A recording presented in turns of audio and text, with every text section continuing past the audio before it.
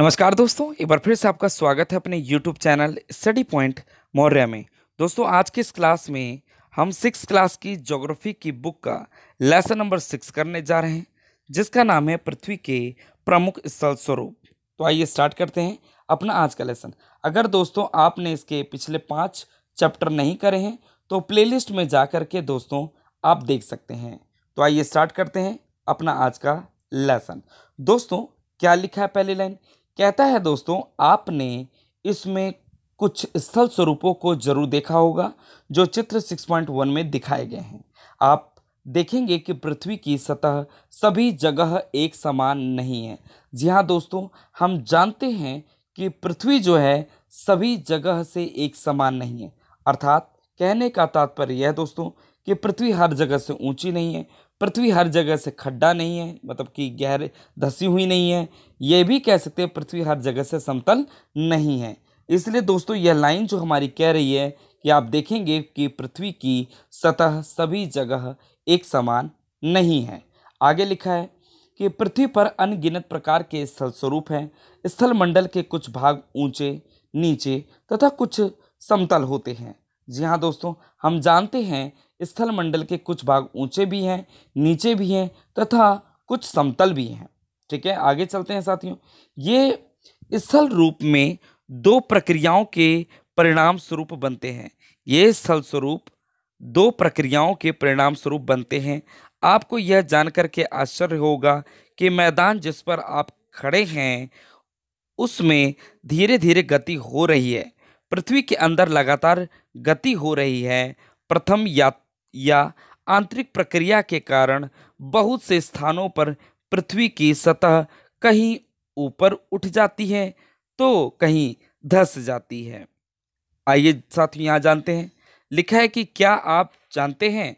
कहता है दोस्तों, पहाड़ी वह स्थलीय भाग है जो कि आसपास की भूमि से ऊंची उठी होती है। 600 मीटर से अधिक ऊंचाई एवं खड़ी ढाल वाली पहाड़ी को पर्वत कहा जाता है। दोस्तों, अगर एग्जाम में पूछा जाता है कि भाई पहाड़ी किसे कहते हैं और पर्वत किसे कहते हैं, अगर दोस्तों हम यहाँ पे लिखी हुई जो चीज़ है उसको हम पढ़ते हैं तो उसके आधार पर हमें पता लगता है कि भाई 600 मीटर से अधिक ऊंचाई एवं खड़ी ढाल वाली पहाड़ी को पर्वत कहा जाता है। आगे तो दोस्तों आपके लिए कमेंट्स में आपको जवाब देना है कि 8000 मीटर से ऊंचे कुछ पर्वतों के नाम बताएं। ये आपके लिए होमवर्क है। ठीक है, तो आइए स्टार्ट करते हैं आगे। दोस्तों, जैसा हम यहाँ पर देख रहे हैं, क्या लिखा है साथियों? पहले हमने तो आंतरिक पढ़ा, तो अब हम जो पढ़ने जा रहे हैं वह कौन सी? दूसरी प्रक्रिया, जिसे हम कहेंगे दोस्तों दूसरी या बाहरी प्रक्रिया। स्थल के लगातार बनने एवं टूटने की प्रक्रिया है। पृथ्वी की सतह के टूटकर घिस जाने को अपरदन कहते हैं।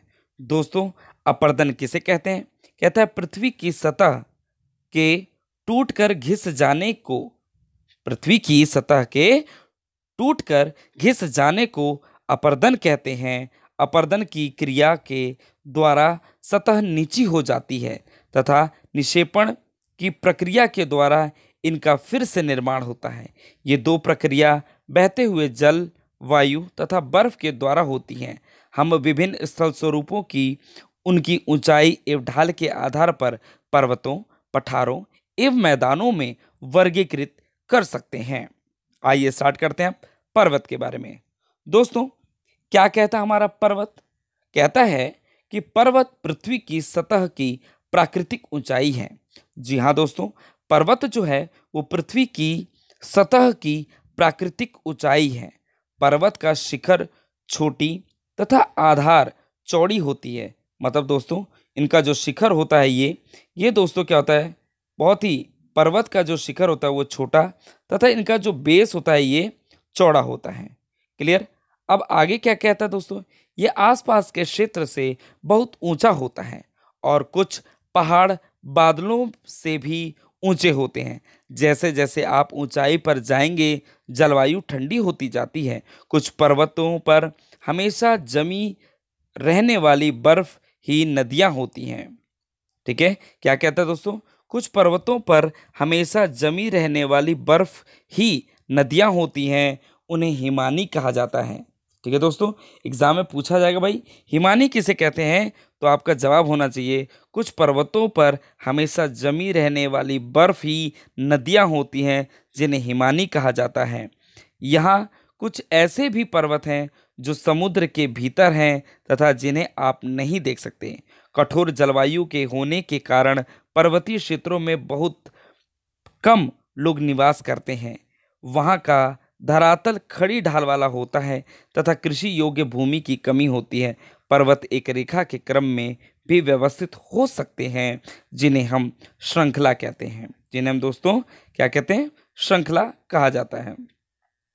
ठीक है, आगे क्या कहता है दोस्तों, जी हाँ, लिखा जाता है, कहा जाता है कि बहुत से पर्वतीय तंत्र समानांतर श्रृंखलाओं के क्रम में होते हैं जो सैकड़ों किलोमीटर में फैले होते हैं। हिमालय, आल्प्स तथा एंडीज क्रमशः एशिया, यूरोप, दक्षिणी अमेरिका की पर्वत श्रृंखलाएं हैं। दोस्तों, हिमालय पर्वत कहाँ पर है, एशिया में है। आल्प्स पर्वत कहाँ है, यूरोप में है। और ब्राज़ील का जो पर्वत है दोस्तों, वो कहाँ है, दक्षिणी अमेरिका में है। तो ये क्या है दोस्तों, पर्वतीय श्रृंखलाएं। पर्वतीय श्रृंखलाएं क्या होती है दोस्तों, जो कि साथियों सैकड़ों किलोमीटर दूर तक क्या होती हैं, वो फैली होती हैं। तो ये क्या है दोस्तों, क्या है, ये पर्वत श्रृंखलाएं जो कंटिन्यू बनी रहती हैं। क्लियर है साथियों, अब चलते हैं आगे। पर्वत 3 प्रकार के होते हैं। जी हाँ दोस्तों, पर्वत जो होते हैं वो कितने प्रकार के होते हैं, 3 प्रकार के होते हैं। ठीक है, कौन कौन से, वर्लित पर्वत, भ्रंशोत्थ पर्वत तथा ज्वालामुखी पर्वत। कहता है साथियों, हिमालय तथा आल्प्स वर्लित पर्वत हैं जिनकी सतह उबड़ खाबड़ तथा शिखर शंक्वाकार हैं। भारत की अरावली श्रृंखला विश्व की सबसे पुरानी वर्लित पर्वत श्रृंखला है। जी हाँ दोस्तों, एग्जाम में अगर पूछा जाता है भारत की अरावली जो श्रृंखला है वह दोस्तों किस पर्वत श्रृंखला से संबंधित है, वर्लित पर्वत, भ्रंशोत्थ पर्वत या ज्वालामुखी पर्वत। तो हमें पता होना चाहिए जो हमारा अरावली पर्वत है दोस्तों, वो क्या है दोस्तों, वर्लित पर्वत से बना है, या कह सकते हैं वर्लित पर्वत श्रृंखला है। अपर्दन की प्रक्रिया के कारण यह श्रृंखला घिस गई है। उत्तरी अमेरिका के अल्पेशियन तथा रूस के यूराल पर्वत गोलाकार दिखाई देते हैं एवं इनकी ऊंचाई कम है। यह बहुत पुराने वर्लित पर्वत हैं। जब बहुत बड़ा भाग टूट जाता है तथा ऊर्ध्वाधर रूप से विस्थापित हो जाता है, तब भ्रंशोत्थ पर्वत का निर्माण होता है। जी हाँ दोस्तों, ठीक है, यस, एक बार और मैं पढ़ता हूँ दोस्तों। जब बहुत बड़ा भाग टूट जाता है तथा ऊर्ध्वाधर रूप से विस्थापित हो जाता है, तब भ्रंशोत्थ पर्वत का निर्माण होता है। आगे चलते हैं। ऊपर उठे हुए खंड को उत्खंड कहते हैं, जो ये दोस्तों हैं, ठीक है, तथा नीचे धंसे हुए खंडों को द्रोणिका कहा जाता, द्रोणिका भ्रंश कहा जाता है। ठीक है, यूरोप की राइन घाटी तथा वॉसजेस पर्वत इस तरह के पर्वत तंत्र के उदाहरण हैं। आगे चलते हैं साथियों।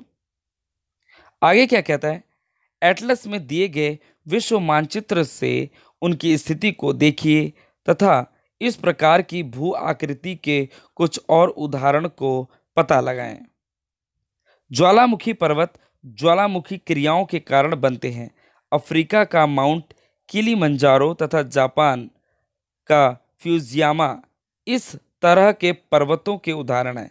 जी हाँ दोस्तों, ज्वालामुखी पर्वत जो अफ्रीका में जिसका नाम है माउंट किलिमंजारो तथा जापान में फ्यूजियामा। ठीक है साथियों, ये क्या है दोस्तों, एक ज्वालामुखी पर्वत के उदाहरण हैं। आगे चलें साथियों। कहता है कहता है कि पर्वत बहुत लाभदायक होते हैं। पर्वत जल के संग्रहगार होते हैं। बहुत सी नदियों के का स्रोत पर्वतों से स्थित हिमानियों में होता है। जलाशयों के जल को लोगों तक पहुंचाया जाता है। पर्वतों के जल का उपयोग सिंचाई तथा पनबिजली के उत्पादन में किया जाता है। नदी, घाटियाँ तथा वेदिकाएं कृषि के लिए उपयुक्त होती हैं। पर्वतों में अलग अलग प्रकार के वनस्पतियाँ तथा जीव जंतु पाए जाते हैं। वनों में हमें ईंधन, चारा, आश्रय तथा दूसरे उत्पादन जैसे गोंद, रेजिन इत्यादि प्राप्त होते हैं। सै, सैलानियों के लिए पर्वतीय भाग उपयुक्त स्थान है। वे पर्वतों की यात्रा उनकी प्राकृतिक सुंदरता को देखने के लिए करते हैं। विभिन्न प्रकार के खेल जैसे paragliding, head gliding, river rafting तथा स्कीइंग पर्वतों के प्रचलित खेल हैं। क्या आप हिमालय में स्थित कुछ ऐसे स्थानों के नाम बता सकते हैं जहां ये खेल खेले जाते हैं? आगे चलते हैं साथियों। अब आज की इस क्लास में हम समझेंगे थोड़ा सा और टॉपिक, जिसको हम समझेंगे दोस्तों पठार। ठीक है साथियों। ये दोस्तों जो आपको इस चित्र में दिख रहा है, ये क्या है दोस्तों? ज्वालामुखी पर्वत है। ठीक है, चलते हैं अब समझते हैं पठार के बारे में। दोस्तों पठार क्या होते हैं, मैं आपसे जानना चाहता हूं साथियों। पठार किसे कहते हैं? जैसे यहां पर लिखा है दोस्तों, पठार उठी हुई एवं सपाट भूमि होती है। जी हाँ दोस्तों, क्या है कि हमारा जो पठार होता है, पठार उठी हुई एवं सपाट भूमि होती है। यह आसपास के क्षेत्रों से अधिक उठा हुआ होता है। ठीक है, तथा इसका ऊपरी भाग मेज के समान सपाट होता है। किसी पठार के एक या एक से अधिक किनारे होते हैं जिनके ढाल खड़े होते हैं। ठीक है, जैसा दोस्तों आपको ये चित्र दिख रहा है, यस, ठीक है, यहाँ आप चित्र में देख रहे होंगे साथियों। ठीक है, ये क्या है? पठार है दोस्तों।